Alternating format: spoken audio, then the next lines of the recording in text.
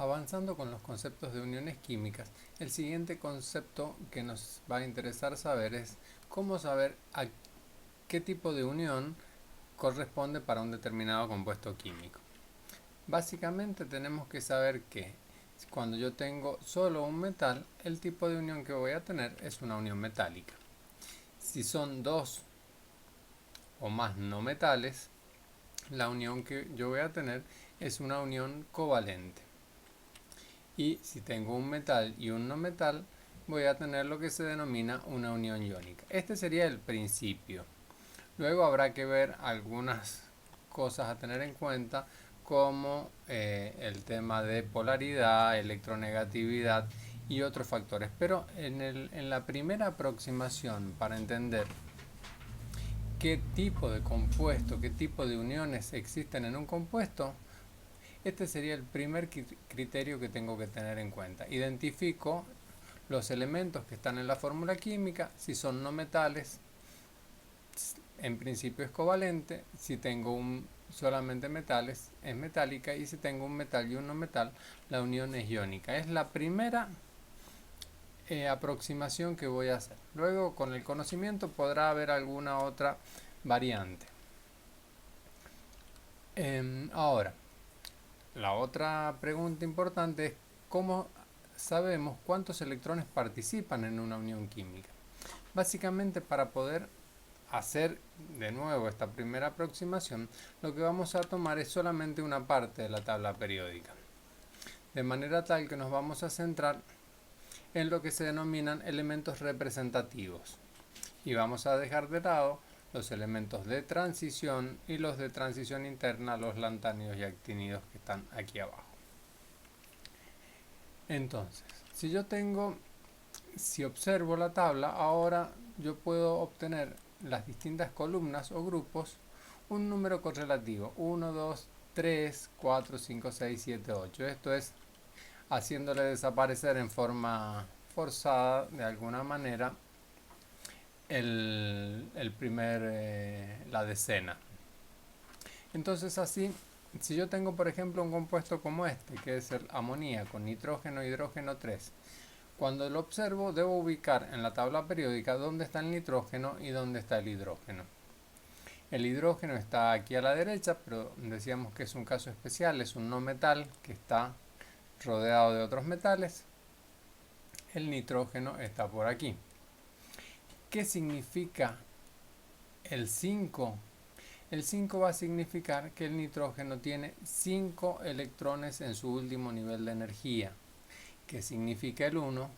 El 1 significa que el hidrógeno tiene un electrón en su último y único nivel de energía. De manera tal que la unión se va a formar de esta manera. Las 5 circulitos azules representan los 5 electrones que tiene el nitrógeno. Las 3 cruces representan los electrones de cada uno de los hidrógenos. Y la unión se va a establecer de manera tal que, compartiendo electrones, porque es una unión covalente, porque ambos son no metales, el nitrógeno va a sentir con esta configuración, con este arreglo, que tiene 8 electrones en su último nivel de energía. 2, 4, 6, 8. Y el hidrógeno va a sentir que tiene 2 electrones en su último nivel de energía, que corresponde a la configuración electrónica del gas noble más estable, cercano al hidrógeno, que es el helio, que es el único que no tiene 8 electrones en su último nivel de energía. De forma similar, para una molécula como el dióxido de carbono, CO2, tenemos el carbono está en el grupo 4, el oxígeno está en el grupo 6. ¿Qué significa el 4? Que tiene 4 electrones en su último nivel de energía, el carbono. ¿Qué significa el 6? Que el oxígeno tiene 6 electrones en su último nivel de energía. De manera tal, se va a formar una unión covalente. ¿Por qué covalente? Porque tanto el carbono como el oxígeno son no metales. Y en esa unión covalente, el oxígeno con esta configuración que hemos organizado, va a sentir que tiene 8 electrones en su último nivel de energía, los 6 propios más los 2 que aporta el carbono. Y el carbono va a sentir que tiene 8 electrones en su último nivel de energía. 4 aportados por él, 2 aportados por este oxígeno y otros 2 aportados por el otro oxígeno. Y de forma similar el oxígeno va a sentir que tiene 8 electrones en su último nivel de energía. De forma similar, un compuesto como el cloruro de sodio, si ubico ahora en la tabla periódica, el sodio está dentro del grupo 1, corresponde a un metal alcalino, en tanto que el sodio está en el grupo 7, es decir, lo que se denomina, está en el grupo de los halógenos.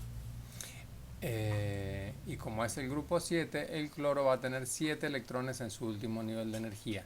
Como en este caso tengo un no metal y un metal, el tipo de unión que se va a establecer es una unión iónica. Esto significa que el cloro va a recibir el único electrón del último nivel de energía del sodio.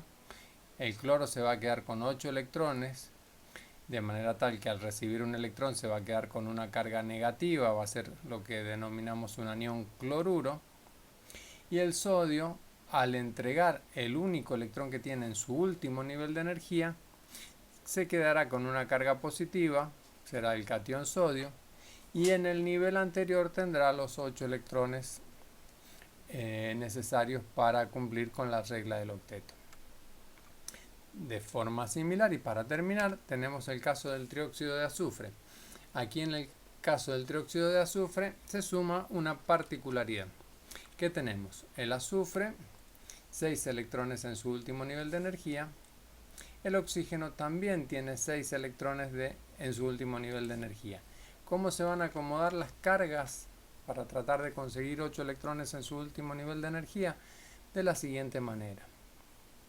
Por cierto, las uniones van a ser, como dijimos antes, covalentes porque ambos son no metales. Entonces lo que vamos a tener es lo siguiente. El azufre, aquí en el medio, tiene 6 electrones en su último nivel de energía y va a compartir con este oxígeno 2 electrones, de modo tal de conseguir los 8 electrones que necesita para alcanzar una configuración estable.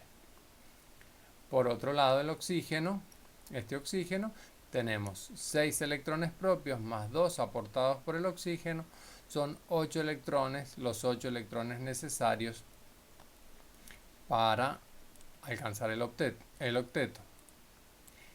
¿Y qué sucede? Para este azufre también considera que tiene 8 electrones, y lo mismo, para este oxígeno y para este oxígeno. ¿Qué es lo que sucede en ambos casos? Este oxígeno tiene 6 electrones en su último nivel de energía y se acerca lo suficiente a estos 2 electrones que tiene el azufre, de modo tal que siente que los está compartiendo con este átomo de azufre. Es decir, aquí comparten estos 2 electrones, aunque el único que los aporta estos 2 electrones es el azufre y el oxígeno no aporta nada. Sin embargo, este oxígeno consigue de esa manera, tomando los electrones del azufre, conseguir la configuración de 8 electrones en su último nivel de energía. Aquí con las uniones covalentes dativas, que sería esta, se comienza a complicar un poquito el tema de el tipo de uniones químicas y cómo armar la estructura de Lewis. Pero básicamente lo que tenemos que buscar entonces es, para poder armar la estructura de Lewis, buscar tipo de unión que tengo, lo cual va a depender si tengo un metal y un no metal o todo lo que tengo son no metales. Cuando tengo un metal y un no metal, la estructura va a ser de tipo iónica, alguien gana los electrones y alguien pierde los electrones. Y en principio, cuando ambos son no metales, la unión va a ser covalente, que podría ser polar o no polar, pero ese es motivo de otro análisis. Con esto terminamos.